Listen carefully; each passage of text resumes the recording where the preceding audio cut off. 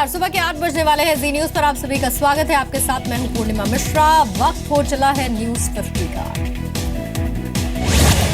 Japan में PM Modi ने की बुलेट ट्रेन की सवारी। पीएम शिंजो आबे के साथ टोक्यो से कोबे तक सफर किया। भारत और जापान के बीच सिविल न्यूक्लियर डील पर मुहर। दोनों देशों में और भी कई अहम समझौते।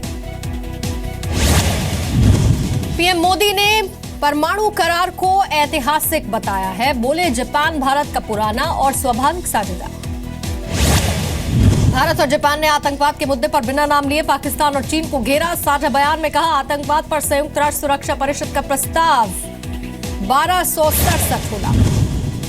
पीएम मोदी ने भारत जापान संबंधों को मजबूत बनाने पर जोर दिया। भारत जापान की कंपनियों के सीईओ के समिट में बोले पीएम मोदी।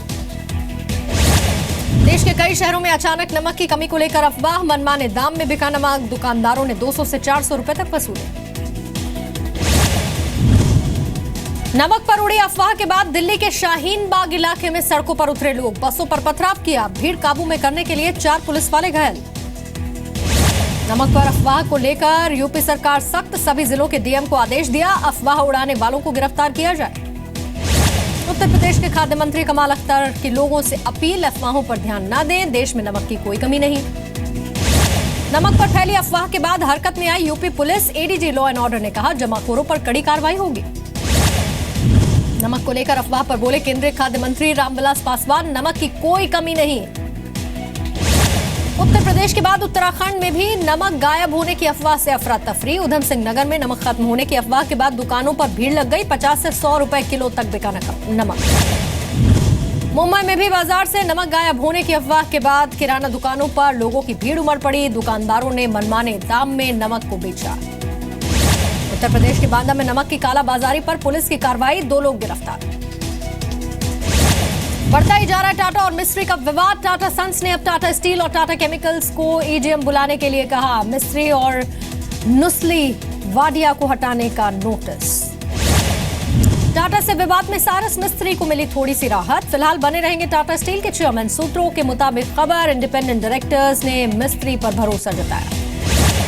सारस मिस्त्री को चेयरमैन पद से हटाने पर सेबी और स्टॉक एक्सचेंज में टीसीएस से सफाई मांगी। पूछा, माइनॉरिटी शेयर होल्डर्स को क्यों इसकी जानकारी नहीं दी गई। सफाई न मिलने पर सख्त फैसला संभव।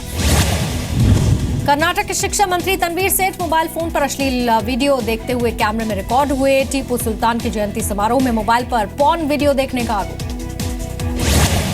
आरएसएस और बीजेपी ने मुख्यमंत्री से मांगा इस्तीफा। पूर्व मुख्यमंत्री बीएस येदियुरप्पा ने कहा, कैबिनेट से जल्द करे बाहर। कश्मीर के माचल सेक्टर में शहीद होने वाले सतनाम सिंह को जवानों ने श्रद्धांजलि दी। सेना ने सलाम किया। एसवाईएल पर सुप्रीम कोर्ट के फैसले के बाद कांग्रेस का सियासी ड्रामा हुआ तेज। 42 विधायकों ने विधानसभा सचिव को इस्तीफा सौंपा। बादल सरकार के खिलाफ कल कांग्रेस करेगी प्रदर्शन। दिल्ली को नोएडा से जोड़ने वाले डीएनडी पर टोल टैक्स नहीं लगेगा। सुप्रीम कोर्ट का फैसला। इलाहाबाद हाईकोर्ट के फैसले पर स्टे से इनकार। ऑडिटर जनरल से 4 हफ्ते में जवाब मांगा। सौम्या मर्डर केस में सुप्रीम कोर्ट के पूर्व जस्टिस मार्कंडेय काटजू को कोर्ट की अवमानना का नोटिस। सुनवाई के दौरान पुलिस से काटजू को बाहर निकालने के लिए कहा। काटजू ने कोर्ट के फैसले पर सवाल उठाया। कोहिनूर हीरे के मामले पर केंद्र सरकार को सुप्रीम कोर्ट का नोटिस। कोर्ट ने केंद्र से 4 हफ्ते में जवाब मांगा। अभिनेता सलमान खान की मुश्किल बढ़ सकती है। सुप्रीम कोर्ट काला हिरण शिकार मामले में जल्द सुनवाई के लिए तैयार। विजय माल्या की मुश्किलें बढ़ी। भगोड़ा घोषित। विजय माल्या की ईडी ने करीब 1620 करोड़ की नई संपत्ति जब्त की। नोट संकट के बीच पब्लिक को एक और राहत। अब 14 नवंबर की रात तक आप पुराने नोटों से बिल की पेमेंट कर सकेंगे। 14 नवंबर तक देश के किसी भी हाईवे पर टोल वसूली नहीं होगी। करेंसी की कमी की वजह से ट्रैफिक को दिक्कत ना हो, इसीलिए सरकार का फैसला। रेलवे के जरिए ब्लैक मनी छिपाने वालों पर गाज गिर सकती है। 50,000 से ज्यादा के रिफंड की जांच होगी। गड़बड़ी की आशंका के चलते रेल मंत्रालय ने स्पेशल सेल का गठन भी किया। गोल्ड की अवैध बिक्री को लेकर सख्त हुई सरकार। एक्साइज विभाग ने देश के 600 जूलर्स को नोटिस भेजा। ब्लैक में हो रही सोने की खरीद पर पूरी डिटेल्स मांगी। अहमदाबाद में पिछले 48 घंटे में 5,000 करोड़ से ज्यादा के सोने की खरीद हुई। ऊंचे दाम पर सोना बिक रहा है, बुलियन व्यापारी का दावा। चेन्नई में सराफा की दुकानों पर आयकर विभाग ने छापेमारी की। 500 और 1000 के नोट बंद होने के बाद बड़े पैमाने पर जेवरों की खरीदारी हो रही है। काले धन को सफेद बनाने की कोशिश।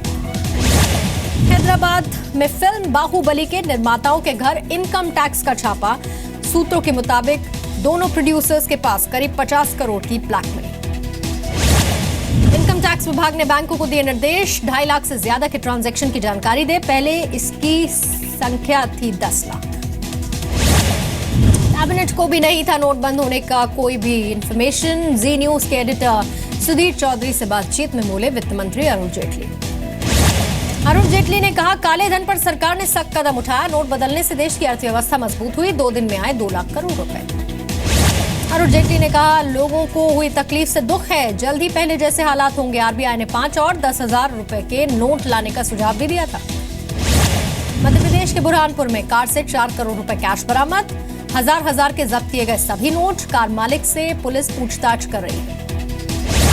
भोपाल के बाजारों से सेल्स टैक्स के छापे की खबर से व्यापारियों में हड़कंप। कई दुकानदारों ने दुकानें जल्द बंद कर दी।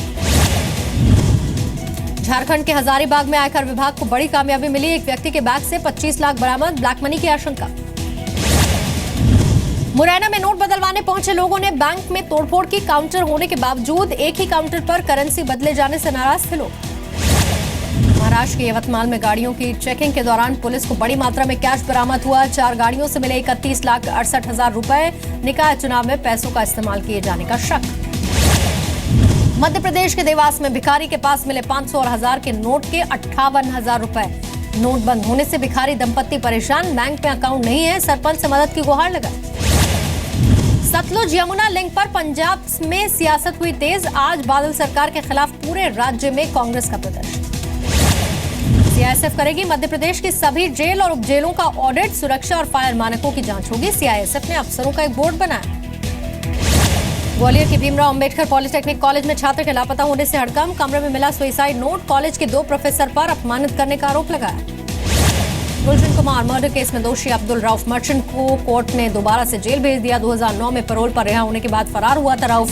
भारत बांग्लादेश बॉर्डर से हुई थी गिरफ्तार। उत्तर प्रदेश के भदोही में अतिक्रमण हटाने के दौरान हार्ट अटैक से एक व्यक्ति की मौत। लोगों ने शव को सड़क पर रखकर हंगामा किया। मध्य प्रदेश के भिंड में पेट्रोल भरवाते वक्त बाइक में आग लग गई। बाइक की टंकी फटने से तेजी से फैली आग। फायर ब्रिगेड ने काबू में किया। बिहार में हाजीपुर में एसी बस की टक्कर से बाइक सवार युवक की मौत। बस के नीचे आई बाइक का फ्यूल टैंक फटने से बस में भी आग लग गई।